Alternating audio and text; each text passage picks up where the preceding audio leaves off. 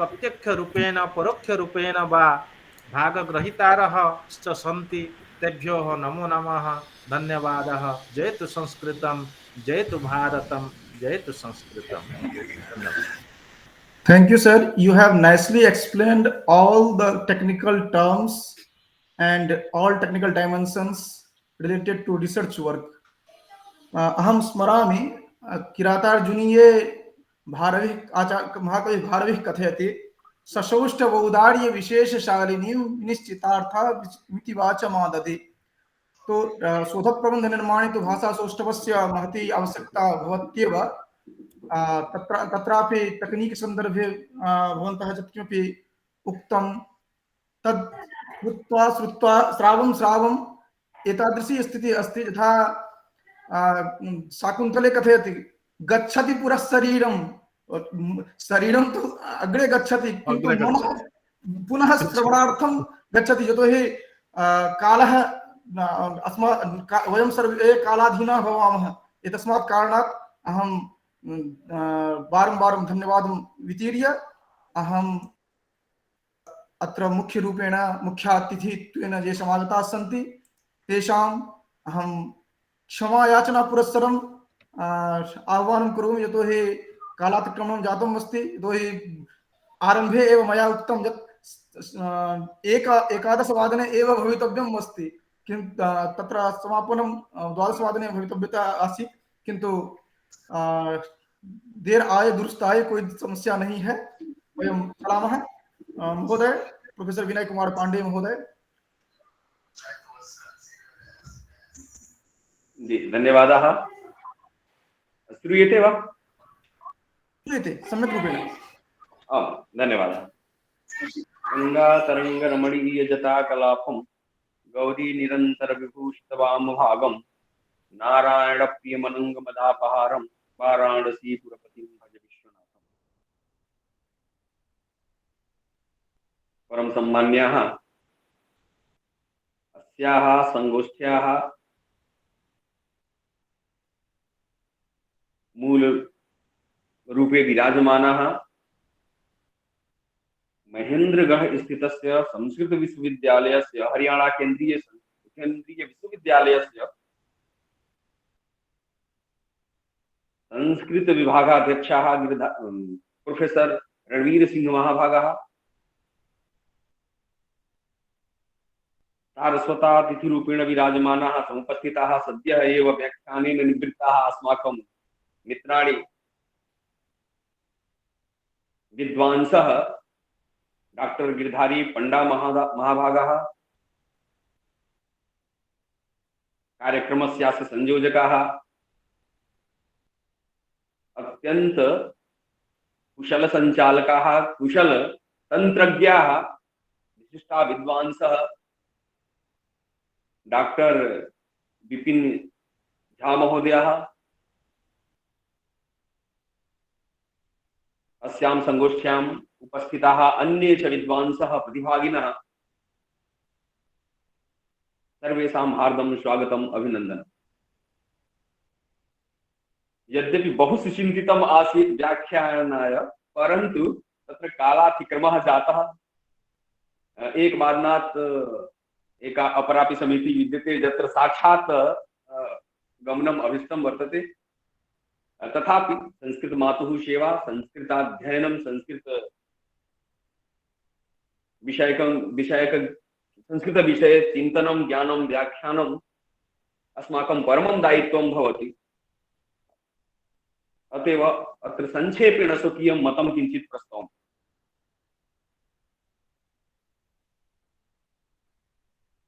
एकोनविंशतिशताब्द्याः पूर्वार्धं यावत्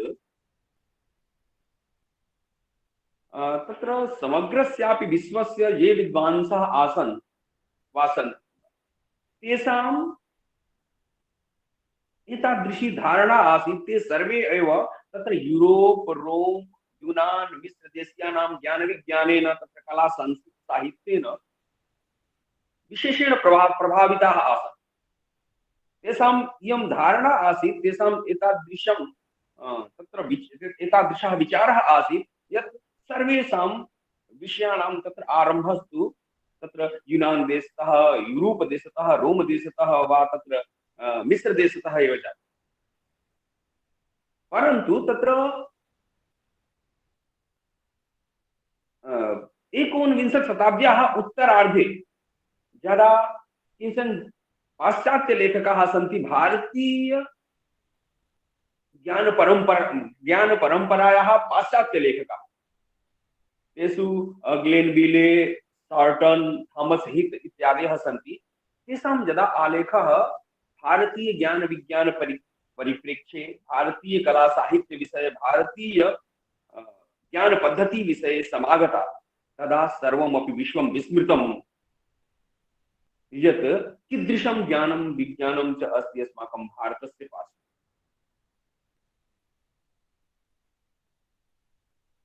अधुनापि तत्र समग्रमपि विश्वं भारतम् अवलोकयति। भारते यत् निहितं ज्ञान विज्ञानं वर्तते, भारतीया या परंपरा वर्तते, भारतीया या संस्कृति विद्यते,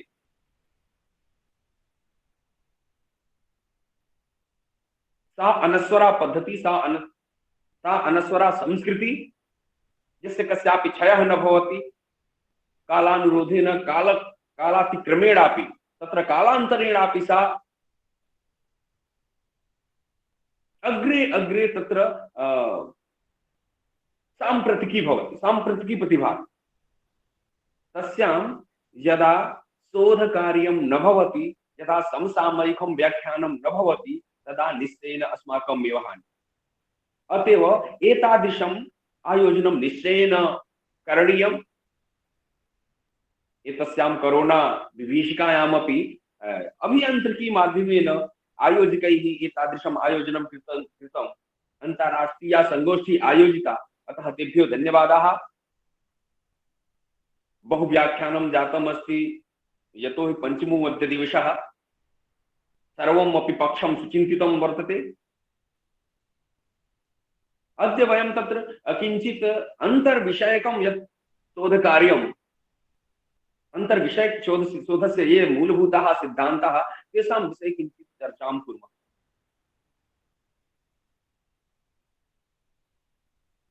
शोधस्य अनेकाः परिभाषाः सन्ति, अनेकाः भाषाः भवन्ति, अनेकानि माध्यमानि भवन्ति, येन विषयप्रतिपादनं भवति, शोधकार्यं भवति, चिन्तनं भवति, व्याख्यानं भवति, लेखनं भवति। परन्तु तद्ज्ञानं, सा भाषा, तच्चिन्तनम् अतीव सुकरं भवति, येन तस्य विषयस्य आरम्भः जातः, आरम्भिकं चिन्तनं जातं, तया एव भाषया तस्य शोधकर्मणि अपि चिन्तनं भवति चेत् तस्य मूलं स्वरूपम् अस्माकं समक्षम् आगतम्। मन्ये यावन् चिन्तनम् अस्माकं भारतवर्षे मानव समाजस्य विषये, संस्कृति विषये, साहित्य विषये, कला विषये, संबंध विषये, मानव जीवनस्य विषये यावत् चिन्तनम् अस्माकं भारते अस्ति, तावत् चिन्तनं कुत्रापि न दृश्यते समग्रेपि विश्वे। यतोहि सर्वेषां मूले तत्र अस्माकं मानव जीवनमेव, मानवी सभ्यता एव। सर्वेषां शोधकार्याणां लक्ष्यम् एकमेव भवेत्, यदा प्रकृति संरक्षणपूर्वं मानव सभ्यतायाः संरक्षणम्। अधुना तादृशः कालः आगतः यत् समग्रं मानवास्तित्वमेव तत्र सङ्कटापन्नं दृश्यते।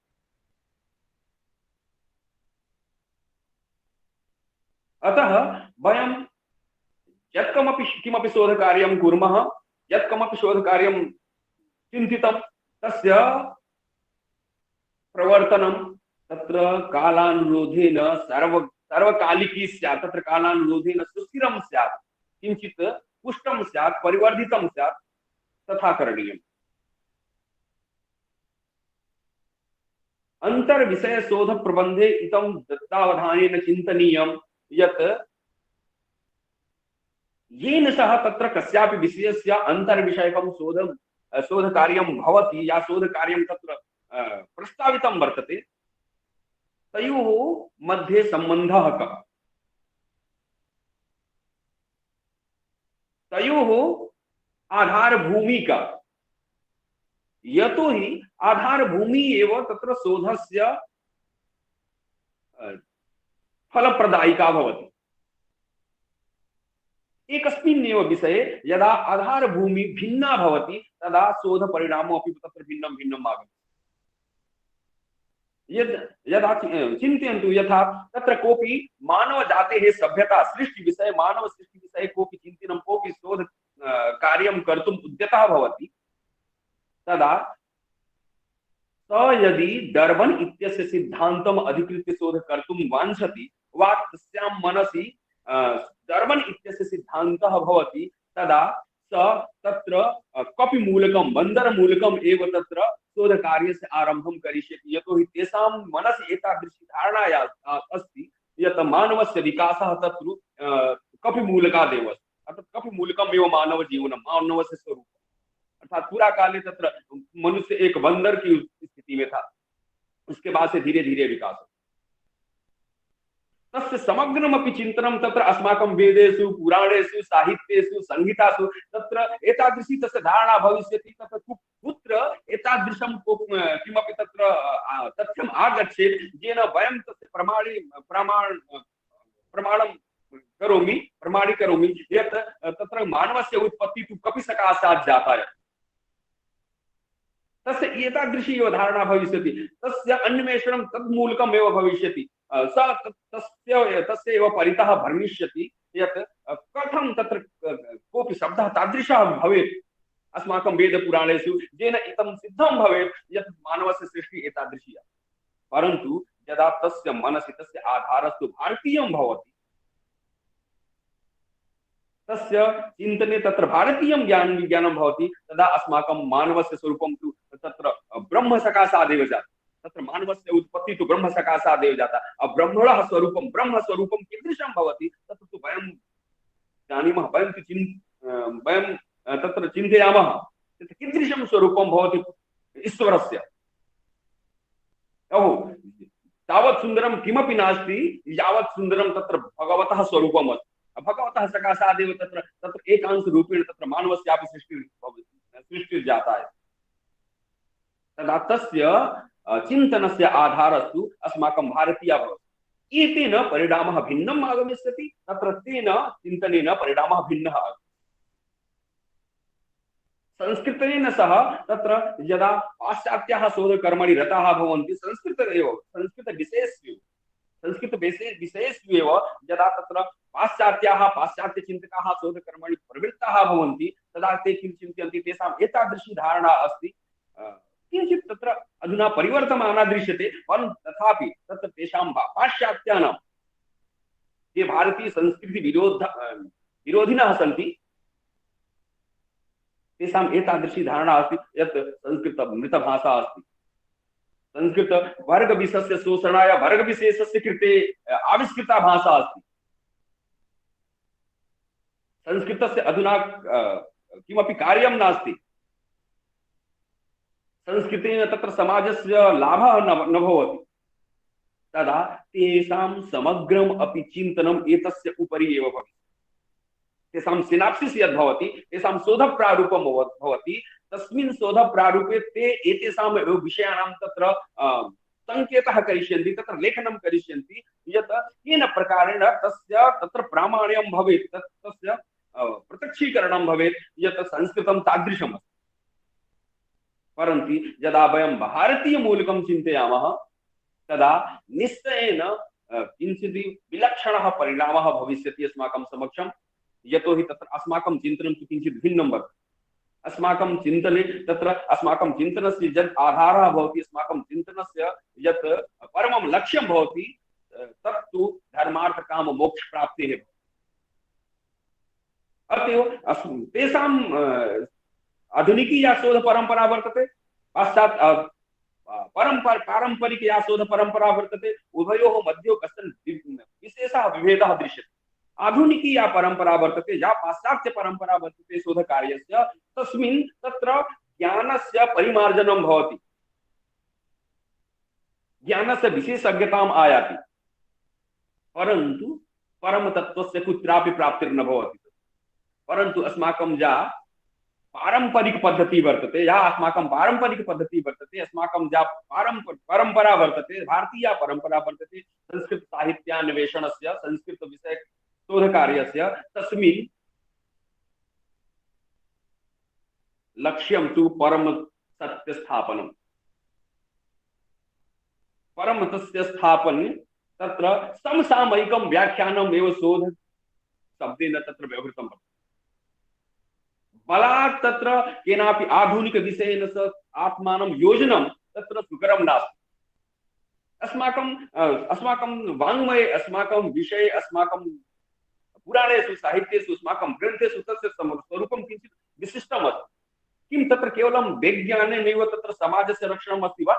तत्र केवलं विज्ञानेनैव तत्र अयं समाजः प्रचलति? तत्र केवलं विज्ञानेनैव इयं सृष्टिः प्रचलति वा? ज्ञानस्य तस्य आवश्यकता नास्ति। अस्माकं यत् चिन्तनम् अस्ति तत्र ज्ञानविज्ञानयोः तत्र पारस्परिक समवेतरूपेण अस्ति। पाश्चात्यः विद्वांसः अल्बर्ट् ऐन्स्टीन्, भवद्भिः नाम श्रुतम् अस्ति। तत्र अल्बर्ट् ऐन्स्टीन् महोदयेन तत्र कथितम् अस्ति स्वकीय व्याख्याने यत् धर्मविरुद्धं विज्ञानं पङ्गुः भवति, तथा च विज्ञानविहीनं धर्म अंधः भवति।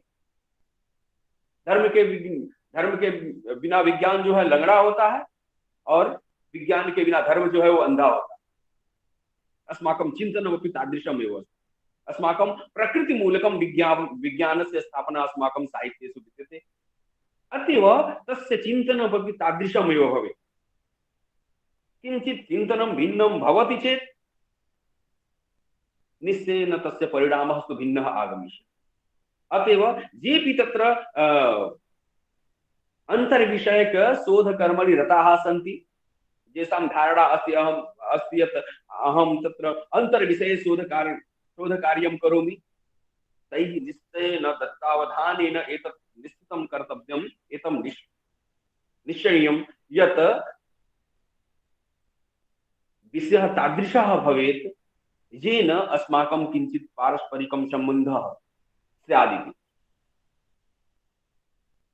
तस्य तयोः मूले तत्र किञ्चित् विशिष्टं स्वरूपं स्यादिति, तयोः किञ्चित् सामीप्यं स्यादिति।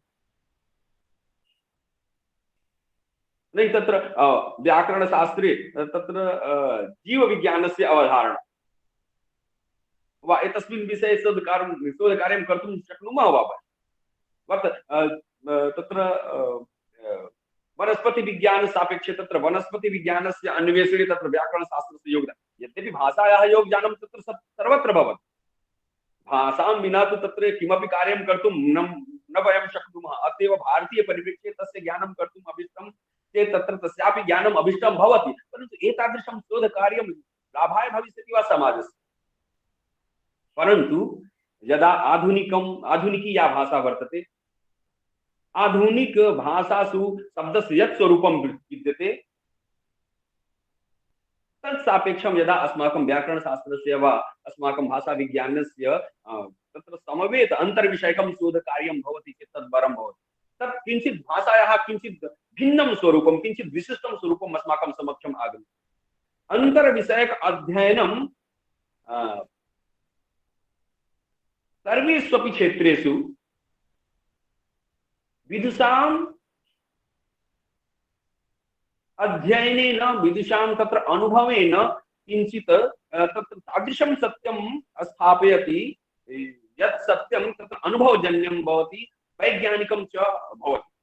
अनुभवजन्यं वैज्ञानिकं सत्यं स्थापयति तत्र अन्तर्विषयकं शोधकार्यं। परन्तु तत्र यदा कदा अन्तर्विषयकशोधमाध्यमेन प्राप्तनिष्कर्षस्तु तत्र अवधारणायुक्तस्य पूर्वनिष्कर्षस्य विरोधं प्रकटयति। कुत्रचित् तत्र धर्मविज्ञानयोः संघर्षस्य मूलं भवति। अतएव तत्र तस्मिन् चिन्तने धारणा एव तत्र प्रबला। अतएव तत्र चिन्तनं तादृशं भवेत् येन तत्र धर्मविज्ञानयोः मध्ये, ज्ञानविज्ञानयोः मध्ये किञ्चित् अवरोधः नैव आगच्छति। पाश्चात्य परंपरायां तत्र ज्ञान धर्म विज्ञानयोः तत्र बहु तत्र भेदः दृश्यते। जॉर्डन ब्रूमो इत्यस्य वैज्ञानिकस्य नाम भवद्भिः श्रुतम् आसीत् मन्ये। तस्य तं तत्र पीसा नगरस्य इटली देशस्य रोम देशस्य पीसा नगरे तस्य चतुष्पथी तस्य दाहः कृतः तत्रस्थैः तत्र प्रशासकैः। यतोहि तेन एकं सिद्धान्तम् उपस्थापितं यत् इयं पृथिवी तत्र चला विद्यते, परन्तु तेषां धर्मग्रन्थेषु एतादृशी अवधारणा अस्ति यत् इयं भूमिः अचला वर्तते। अतएव तैः तस्य वैज्ञानिकस्य तत्र दाहः कृतः। परन्तु अस्माकं भारतीय परम्परायां किमस्ति? अस्माकं भारतीय परम्परायां तत्र इयं पृथिवी चलापि अस्ति, इयं पृथिवी अचलापि अस्ति। तत्र कार्यानुरोधेन उभयोः स्वरूपं दृश्यते। तत्र गणना सापेक्षे चला वर्तते, परन्तु अनुभवजन्य सापेक्षे तत्र सामाजिक प्रतिष्ठान विषये तत्र पुराणा कथन विषये तत्र निश्चला वर्तते। उभयोः सामञ्जस्येन तत्र विषय प्रतिपादनं भवति। अतएव निश्चयेन तत्र अंतरविषयक शोध कर्मणि आधारस्य चिन्तनं कृत्वैव शोध प्रारूपस्य निर्माणं कर्तव्यम्। अन्यथा यावती तत्र विकासस्य संभावना वर्तते तावती एव संभावना तत्र ह्रासस्यापि अस्ति। यदा मूलं सुचिन्तितं नैव भविष्यति, शोध प्रारूपं सुचिन्तितं नैव भविष्यति, तस्य मूले यदा भारतीयं ज्ञान वैभवं नैव भविष्यति, तदा निश्चयेन तत्र समाजस्य विनाशाय भविष्यति तत् शोधकार्यं। परन्तु यदा तस्य मूले, यतोहि एतत् सर्वं चिन्तनं तत्र भारतीय परिप्रेक्ष्ये सुचिन्तितम् अस्ति। अस्माकं या तत्र परमं दायित्वम् अस्ति तत्र धर्म अर्थ मोक्ष काम प्राप्तेः तत्र जीवनस्य यत् समग्रं जीवनस्य यत् परमं लक्ष्यम् अस्ति तत्र धर्मार्थ काम पुरुषार्थ चतुष्टयस्य। परन्तु तत्र पाश्चात्य देशे अस्माकं यत् कामः, अस्माकं यः तत्र अर्थः तत्तु एकत्र धर्मेण अन्यत्र मोक्षेण तत्र सम्पुटितम् अस्ति। परन्तु तत्र पाश्चात्य देशे तत्र काम अर्थस्य एव तत्र प्राप्ति लक्ष्यम्। तत्र तेषाम् अर्थः कामस्य तत्र न अग्रे धर्मेण न अन्ते मोक्षेण सम्पुटितम्। अतएव तत्र तेषां यत् लक्ष्यं भवति तत् केवलं तत्र ज्ञानप्राप्तेः तद्वारा अर्थप्राप्तेः भौतिक विकासस्यैव भवति। परन्तु अस्माकं परम्परायां धर्म सम्पादन पूर्वकं ज्ञानप्राप्ति, तेन अर्थप्राप्ति, तेन तदनन्तरं च मोक्षप्राप्ति। अतएव यत् चिन्तनं भवति अन्तर्विषयकं तेषु यदा भारतीया अवधारणा, भारतीया आधारभूमिः सम्मिश्रिता भविष्यति, भारतीयं चिन्तनं सुनिश्चितं भवति, तदा निश्चयेन तेन परिणामेन समग्रम् अपि विश्वं चमत्कृतं भविष्यति। अन्यथा तत्र पाश्चात्य तत्र आधारभूमौ यदा वयं पाश्चात्य विषयेषु संस्कृतस्य योजनं कृत्वा अन्तर्विषयकं शोधकार्यं कुर्मः, तदा निश्चयेन संस्कृतस्य यत् स्वरूपम् अस्माकं समक्षं दृश्यते वा संस्कृतस्य वास्तविकं यत् स्वरूपं तस्य स्वरूपस्य निश्चयेन हानिः भविष्यति। अतएव निश्चयेन तत्र आधारभूमिं परिकल्प्य प्रथमं सा आधारभूमि कीदृशी अस्ति, सा आधारभूमि भारतीया अस्ति वा, सा आधारभूमि धर्मार्थ काम मोक्ष प्राप्तेः अस्ति वा, तत्र केवलम् अर्थकामयोः तत्र प्राप्तेः वर्तते इति संचिन्त्यैव तत्र शोधप्रारूप निर्माणं कर्तव्यं। निश्चयेन इयं समाजस्य लाभाय भविष्यति। न केवलं भारतस्य अपितु समग्रस्यापि विश्वस्य लाभाय भविष्यति। निश्चयेन इयं संगोष्ठी महनीया विद्यते। एते आयोजकाः सर्वेपि सम्मानार्हाः, धन्यवादार्हाः सन्ति। यतोहि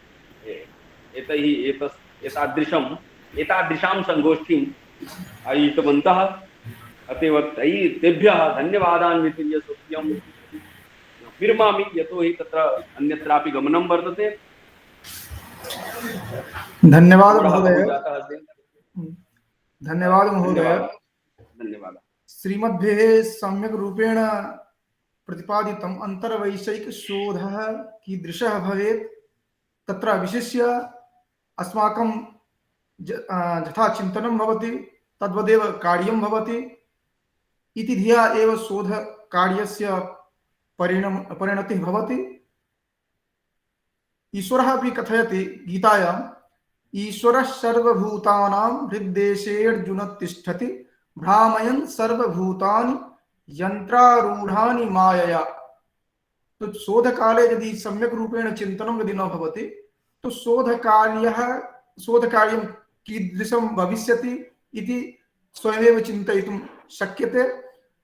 अस्तु, बहुशः धन्यवादाः महोदय, भवन्तः अत्र आगत्य अस्मान् उद्बोधितवन्तः।